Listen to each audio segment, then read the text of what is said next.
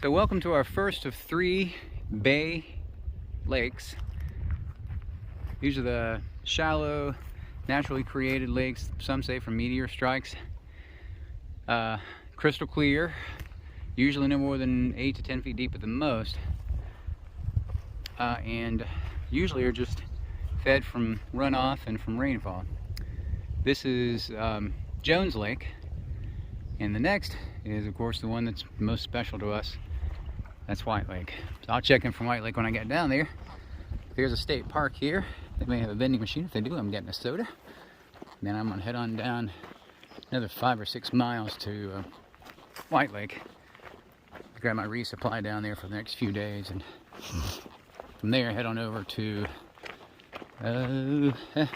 I'll report in there because I'm gonna spend the night there tonight, probably the next lake.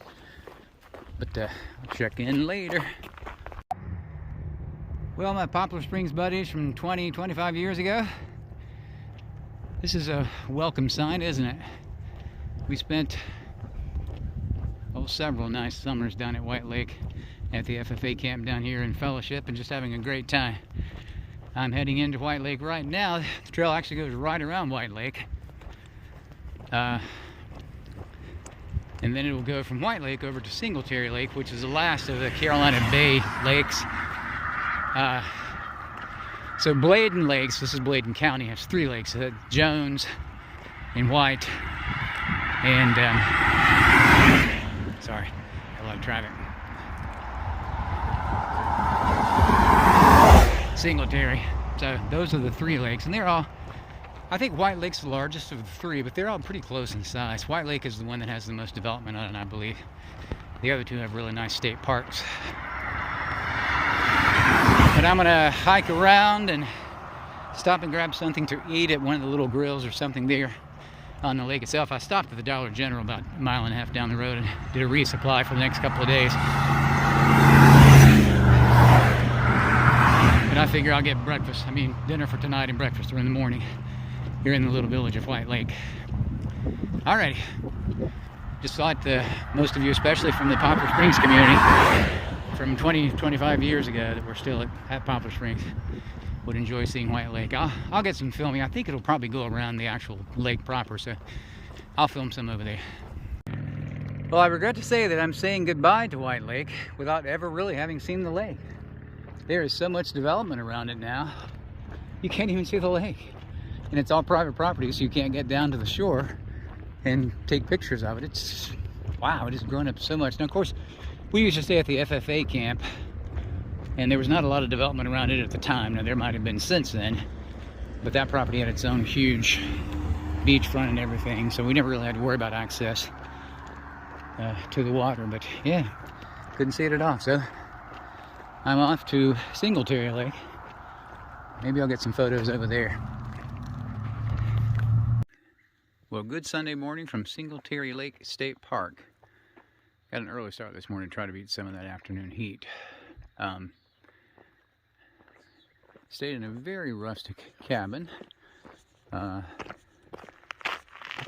Actually, though, I had a bed to sleep in. And power. I was able to charge my phone without having to use my battery bank, so that was a positive. I'm going to get on the road this morning, try to do some big miles before lunch, and then and kind of just really taper back my speed in the afternoon, and that will really be kind of like a rest, and maybe try to hit some big miles after about 5, because it got cooler last evening, really between 5:30 and about 7:30. Yeah.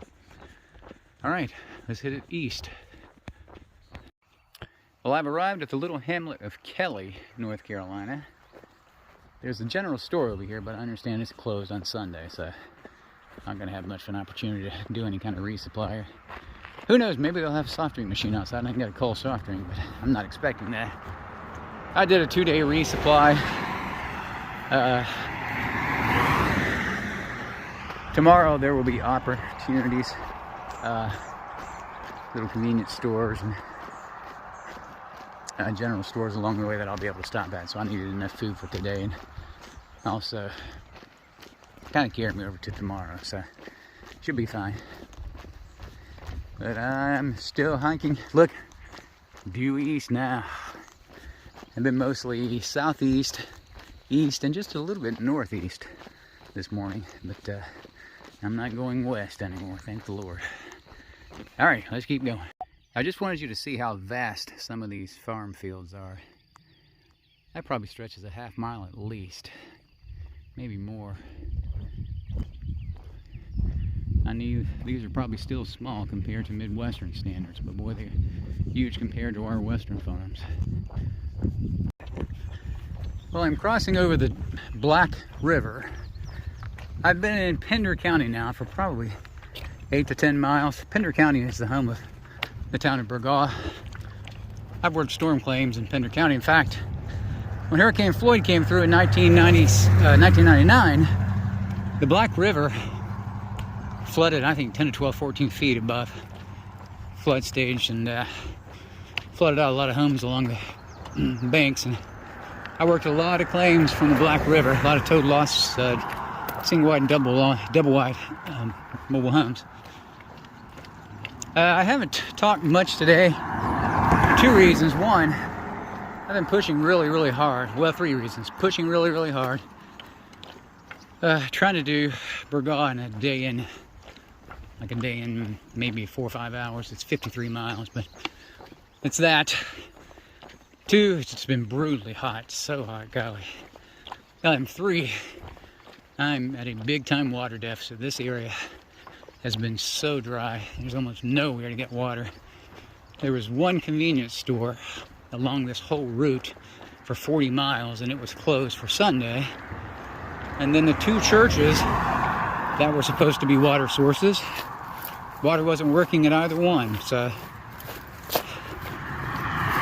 I've got about 3.5 or 4 miles to the Morse Creek battlefield, which I'm hoping is open and has water. If not, there's supposed to be a general store just beyond it. So I'm hoping, worst case scenario, I'll have water 5 miles or so. In the meantime, you can see my shadow down there, I believe. See the shadow of my umbrella. I've pulled my umbrella up. My umbrella is really a sunbrella as much as anything. It's designed to reflect the sun's rays and also, of course, propel rain. But it is really making the day bearable. Boy, I tell you, if I didn't have this thing, I don't know if I could have made this section. Whew. Cane Tuck Road. If you're coming down Cane Tuck Road, west or eastbound, make sure you have lots of water, because that road is like 10 miles long and there is no water on it whatsoever. All right, let me put this away, conserve my energy. I got a little bit, I probably got 8 ounces or so of water left, so I haven't completely depleted things. So I'll have some in an emergency if I need it. Here we go. Well, I knew sometime or another in my backpacking experience I would have a Lord of the Rings reference. I've probably had more before, but it seems today that I have been walking in Mordor all afternoon. A barren wasteland. No water. Zero to see from a scenery standpoint. Just barren pine fields and good grief. Whew. I'm so glad to be done with that. I barely made it to Morris Creek Battlefield and got some water. And now it looks like there's a convenience store over here that's open, so I'm going to get some cold beverages here. It's another little over 18 miles to Burgaw, and I won't make it tonight, of course. Got to decide where I'm going to bed down. Yep. This is Highway 210. If we stayed straight on 210, it would come out in Holly Ridge and right on to Topsail Island. But we don't. We kind of head north and then go pick up 53. Take that into Burgaw. All right, let me cross before I die here. Well, the Farm Bureau president, Federation president, for about 10 to 12 years, maybe 15 years, who retired just about 6 months before I retired, was Mr. Larry Wooten.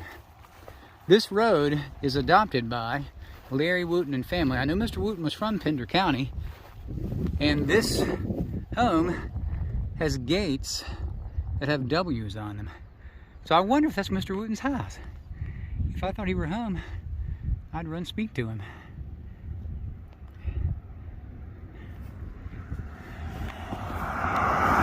Mr. Wooten and his wife are very gracious people. I remember when Hurricane Florence hit, I had just gotten to Onslow County after finally battling through, trying to find a road that was clear so I could get down there. And I was there getting the cat base set up, and he and his wife came over and brought all kinds of snacks and just stayed for a while and just visited and encouraged us. And he just went out of his way to be a very supportive leader. I always appreciated Mr. Wooten.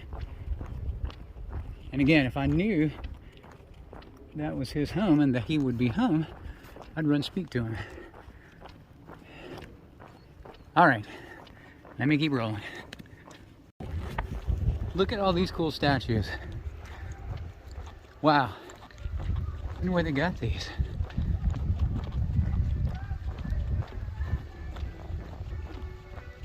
Wow. How cool is that?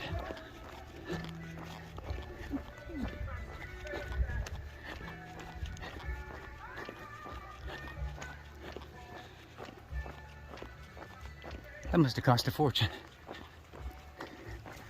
Really cool. Well, I gotta say, other than pretty spectacular sunrises and cloud structures, not a whole lot pretty about Pender County. Pender County is, golly, gotta be one of the more depressed counties in North Carolina. Those massive farms. Yeah, gosh, roads are in terrible shape. Garbage everywhere. Even the highways that have been adopted, they're just filthy.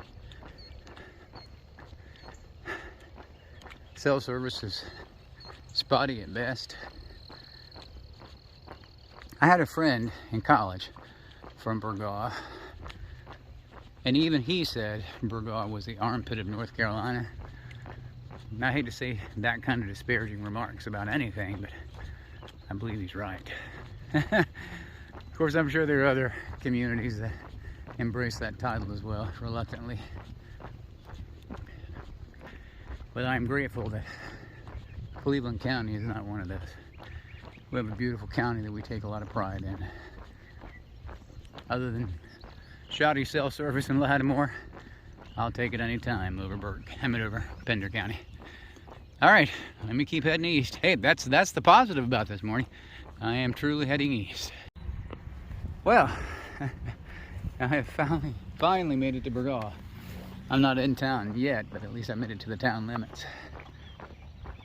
Whew, it is a scorcher already, and it's just 8:49. Heading for a high today of 91.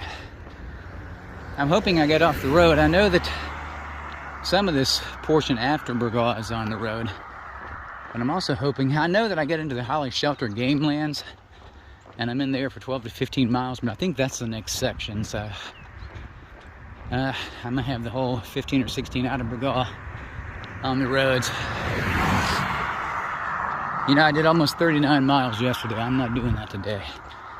That darn near killed me. I'm gonna do maybe 28 today, 25 to 28. I'm gonna be more intentional about taking breaks too. I pushed myself so hard yesterday. Just wore myself out. Alrighty, this is what I'm looking at this morning. Some pretty homes here.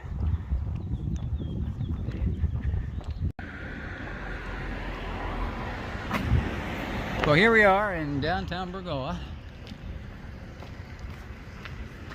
I'm walking past, looks like a business district of some kind.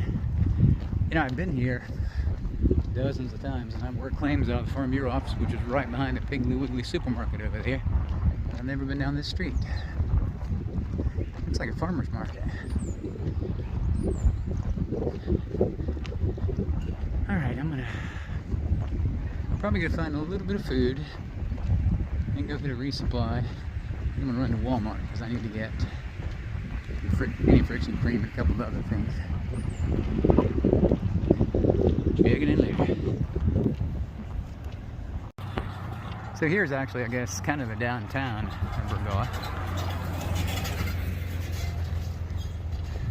Shockingly, it has a historic district. Don't all these little towns, they're all historic. But I guess in some capacity they all are. That looks like it might be a breakfast location over there. I'm gonna check that out.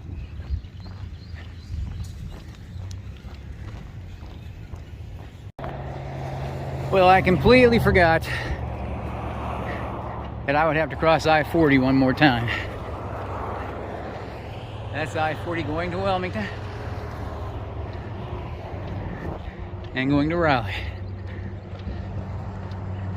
It's officially 1,272 degrees. I think I'm living on the surface of the sun right now, but I do have plenty of water. I made absolutely certain I was not going to run out of water like I almost did yesterday. Got a long road walk to get to the Highly Sheltered Game Lands parking area. So I'm just going to put my head down and walk with a heavy pack in the blistering sun. But thank the Lord I have my umbrella, and it's a little breezy. So thank you, Lord, for the breeze. I'm not sure what this dude is, but he doesn't want to get out of the way.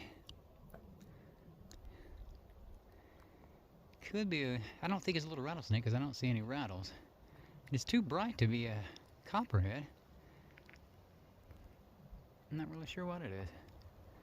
Could certainly be a water snake, I guess, maybe, but he's not in the water. Alright, I'm going to try to scatter him away with some stones. Well, I'm in the Holly Shelter Game Lands. Hold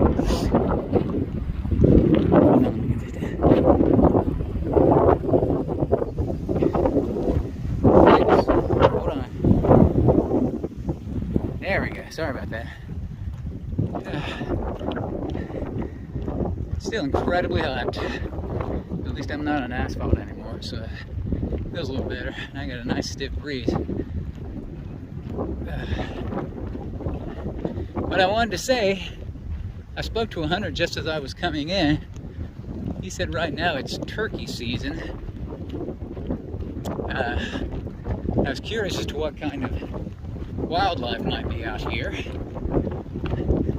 As I was walking down the road, I saw what appeared to be an alligator path, where the alligator, you know, when he drags his tail, it leaves the little furrow behind the feet. And literally when I saw that path, over to my left, there was a crashing in this little canal right beside her. I guess it's a levee. And it obviously was a gator. So there are alligators out here. So in addition to that snake that I've already seen, I can't count it as exciting because I physically didn't see it, and I certainly didn't get him on camera. But they're out here. Well, goodbye, Holly Shelter Game Land. I just camped about, not even a quarter of a mile, probably up trail. Now comes the very perilous 4 or 5 mile road walk. And this is a very perilous road walk. No sidewalks, no shoulder. Stay in the grass as much as I can. Alrighty, putting it away. Well, I've arrived at the town of Surf City. I'm not actually on the beach yet. Surf City town limits go weird, really almost out. Hey, there's an MST blade. Almost out to the highway. 17 highway, you know, kind of runs north to south in eastern North Carolina. Probably the busiest highway. Other than, yeah, I'd say other than I-95, when you get east of Raleigh, 17 is by far the busiest, especially this corridor because it's from Jacksonville down to Wilmington. So much traffic. Hey, this is this golf course. Should have brought my putter. I've said that 100 times. All right, I'll give you a view when I go over the bridge. Well, this high rise onto the island on the south side replaced the old swinging bridge that used to be here. I had heard that they had built a high rise down here, but I hadn't been down here since they finished it. I'm hoping there's a sidewalk on the other side that goes up it. If not, this is going to be a dicey crossing. I do know the one on the north side doesn't have a sidewalk, so at any rate, we'll navigate and see what happens.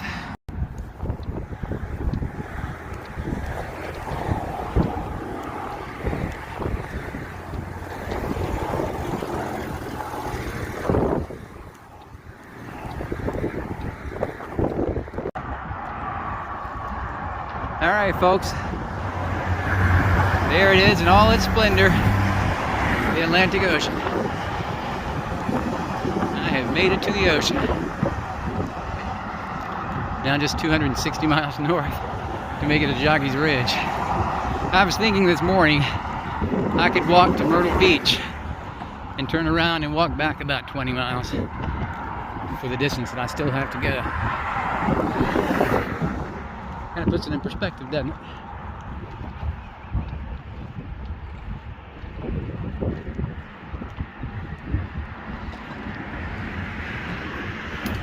You were never able to come out here once upon a time. And now you have access to it. This is beautiful. It's too cool. All right, let me put this away or I'll be filming all day. Here we go. All the beauty.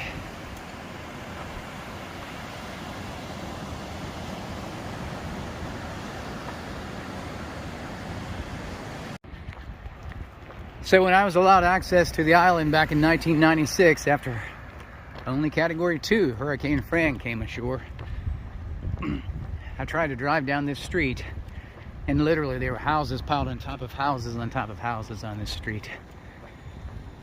A whole block over there was just washed into the ocean. And it took me hours just to make it to one property. I'll never forget, there was a house, and I had a picture of this at one time, but I have since misplaced it.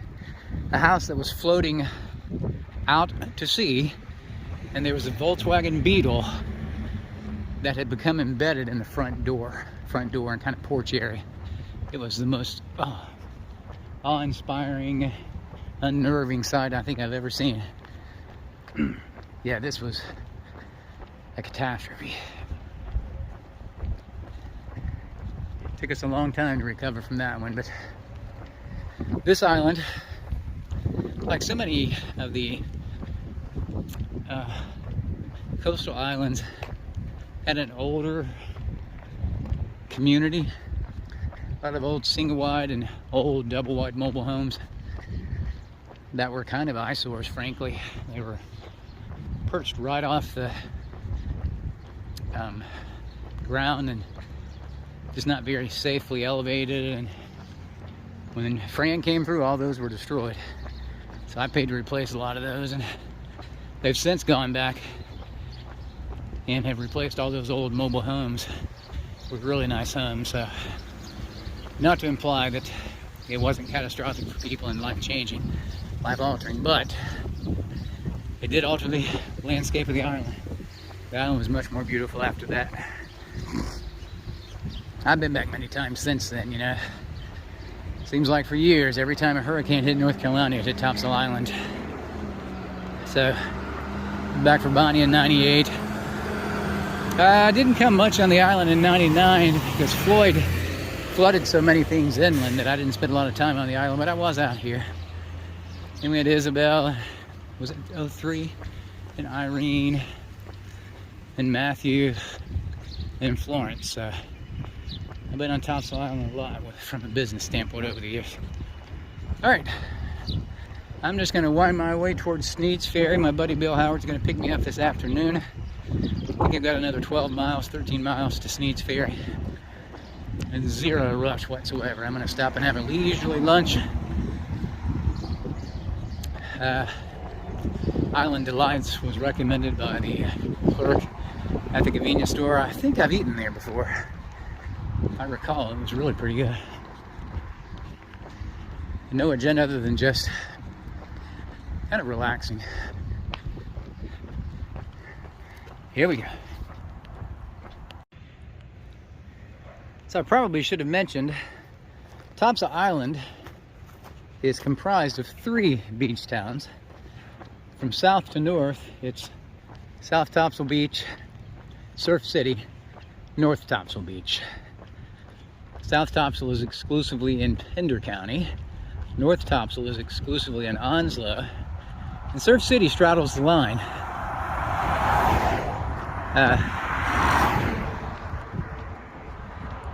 So, I am currently in Onslow County, a county that I am intimately familiar with. Spent so many weeks here, heck, months out of my life on storm duty and managing storm duty. Got to know this island really well. All right, I got a new sun hat. I actually have one like this at home, but I didn't bring it. So my Arc'teryx is taking a back seat for the time being, and I suspect we'll take a back seat until I finish the hike. That's my sun hat. It's an OR, so not only is it SPF protection, but it has a wide brim to keep the sun off my neck and ears. I gotta say now, it's not as hot today as it was yesterday, but it's clearly lighter and it feels cooler on my head. So that's a win. Alrighty, still going. Alright, I'm gonna say goodbye to the beach. I'll pick it up again when I get to Ocracoke.